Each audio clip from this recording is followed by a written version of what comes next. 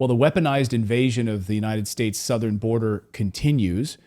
Former Green Beret war correspondent Michael Yon has been covering what's been happening not only from Panama as it comes all the way up into the United States, but right now at the southern border in Texas. And what happens to all of these illegal immigrants once they arrive in the United States? Where are they going?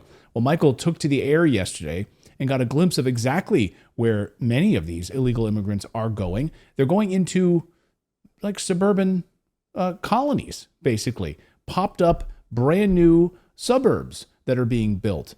Michael Yon joins us now. Michael, great to see you. Thanks, Clayton. It's good to be back in Texas for a while, and then soon back in your neck of the woods in Asia and whatnot. The Yeah, yesterday, Todd Bensman and I, the author Todd Bensman, we just spent 2 days out in one of the colonias. It's north of Houston, near a place called Plum Grove. It's massive. It's said to be 20,000 acres to begin with, and then a very interesting public official told us a couple of days ago that the owner just bought another 35,000 acres, right? So that's 20,000 plus another 35,000 acres, if the report from the very high public official is accurate. So and what we can see is, for instance, if you look at Google Earth at this area near Plum Grove, Google Earth, obviously the satellite passes, they don't happen daily, so it's not up to date. So we went over there, we drove around inside the colonia. It's massive. We just couldn't get a good view of it from the ground, so we went and we chartered an airplane and we flew over it. Unfortunately, we could only get to 1,800 feet because of the cloud cover, and even from 1,800 feet, we just couldn't take it all in. So I'm going to need to go back with a helicopter. But the bottom line is, it's many square miles. The 20, if it's the original 20,000 acres, if that number is accurate as reported, that's 31 square miles right there, and he just added another 35,000 apparently. And now locals, for instance, in Plum Grove, have been complaining that when you look at this from the sky, there's a lot of wetlands around there, and it's being just destroyed. I mean, you can see the photos that I put up on Twitter actually yesterday. And it's just, now this is just one aspect, by the way, Clayton. These colonias, colonia in Spanish is just a colony, right? And these things are all over Texas, New Mexico, Arizona, and all over, and they're growing around the United States.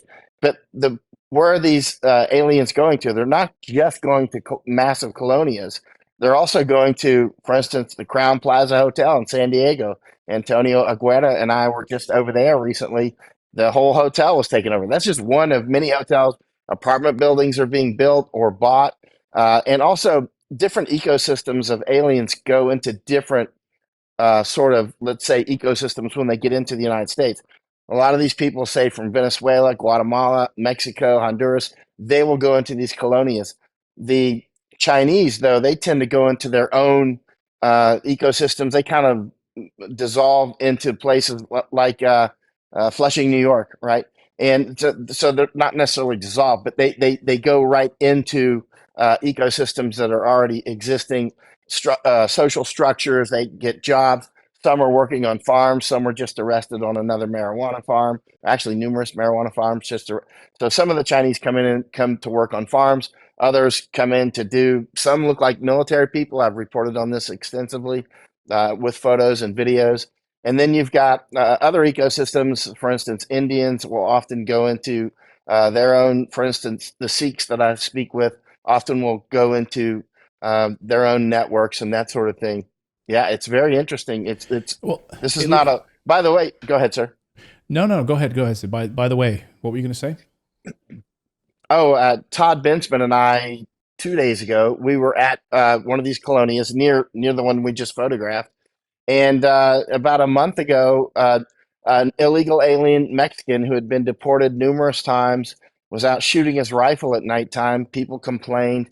So he went next door and he shot 5 people, killed them, including a child. And so Todd Bensman and I were just at the two homes, the home of the neighbor who came with the rifle and shot the 5 neighbors, women and children. The bullet holes are still on the door. We were given the address by law enforcement, and a law officer said there's bullet holes still in the door, which they are. That's on my Twitter, the video of going to this home. So he was an illegal alien who killed illegal aliens.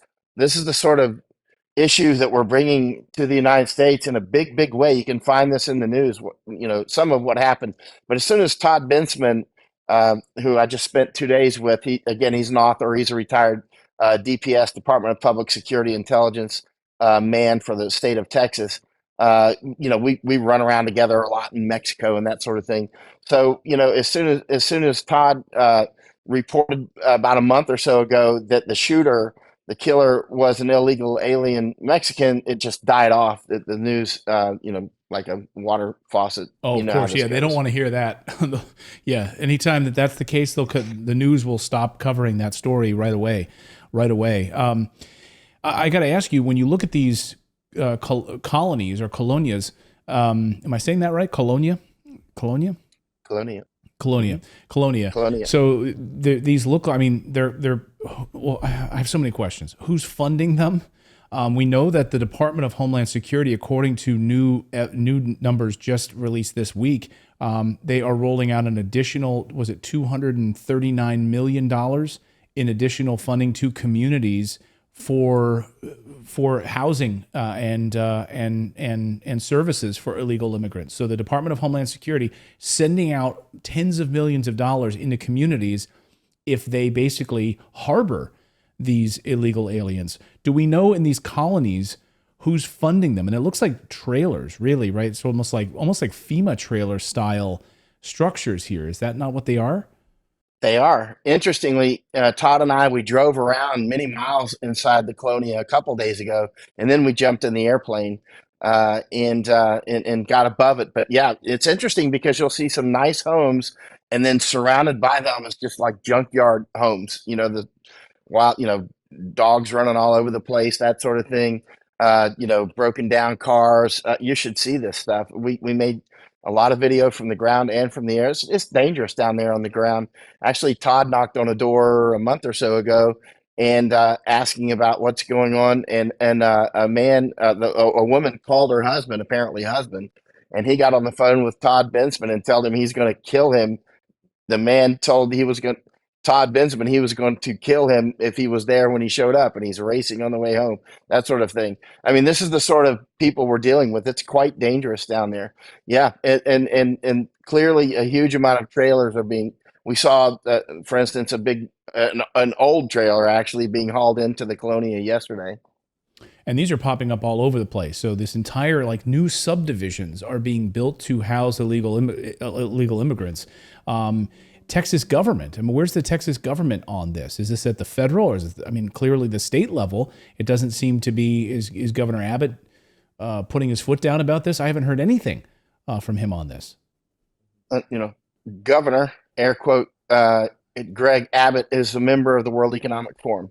Crystal clear. He's on their website.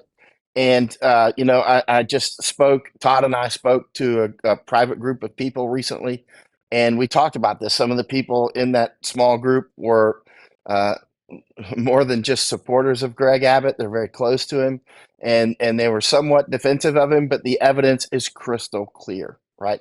There's no way around it. I mean, some of the people we were briefing are on speed dial to Greg Abbott, and I'm sitting here saying Greg Abbott is a traitor to them, to his close advisors, right? Wow. I mean, it's crystal clear. Like, I'm down on the border looking at Greg Abbott on my phone, giving a live talk about how he's closing the border. This was last year. I was on the Mexican side at Piedras Negras. My feet were practically in the Rio Grande. I was watching aliens cross the Rio Grande right in front of me, and Greg Abbott's talking about how the Texas National Guard's closing the Rio Grande.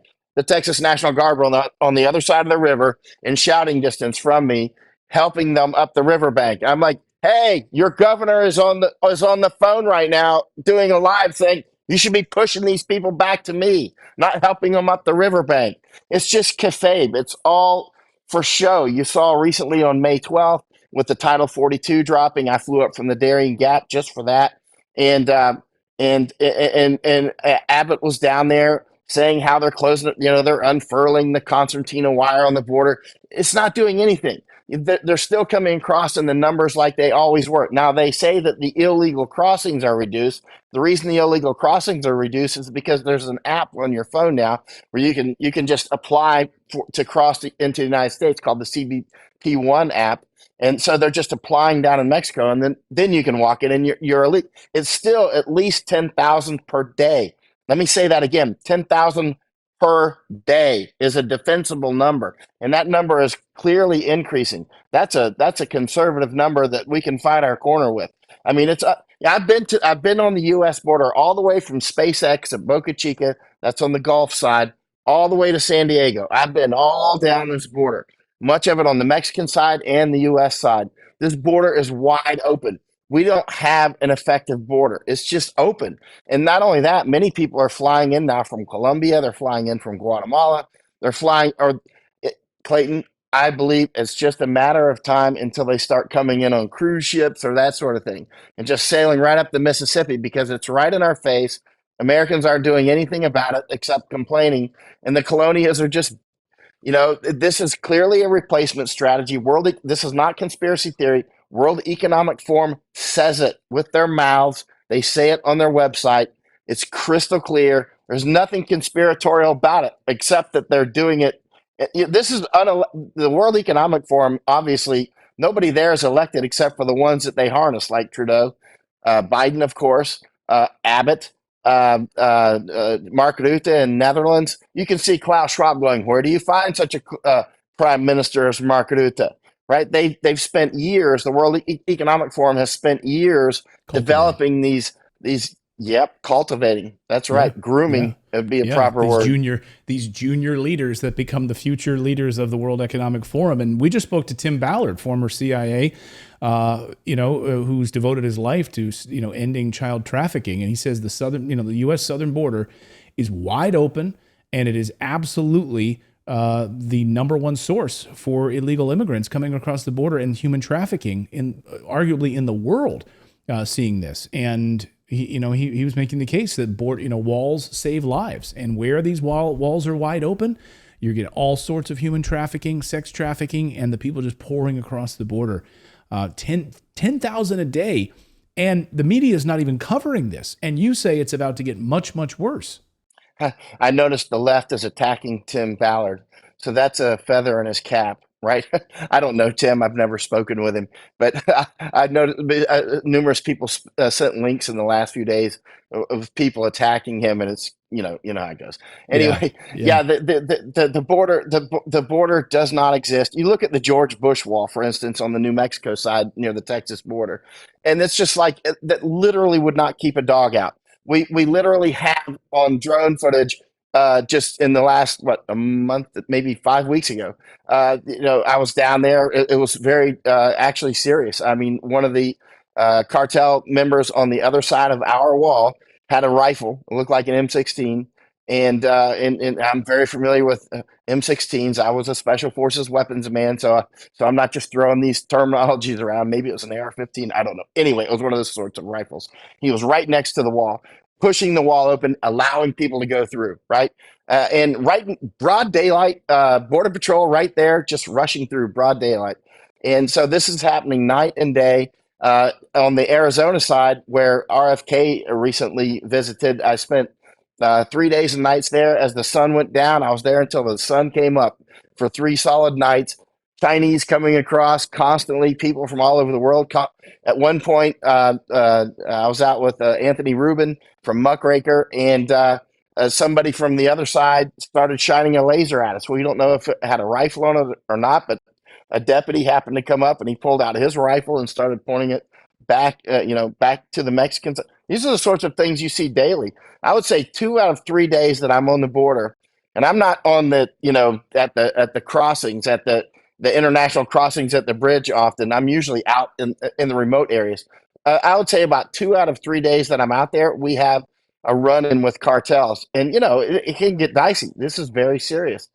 Border Patrol have been killed, and they throw stones at us. We almost got hit with a big rock recently. It's an almost daily occurrence. Yeah, and we featured some of the shootings and the shootouts, of course, leaving bodies riddled all over the bridges as a result of these cartel shootouts. Unbelievable. Michael Yon, thank you for this work. Thank you for bringing this story on these colonias to us and these colonies. I knew nothing about this, and I hope that our audience found this educational as well, and hopefully we spread the word about what's actually happening down there. Michael, thank you for your great work.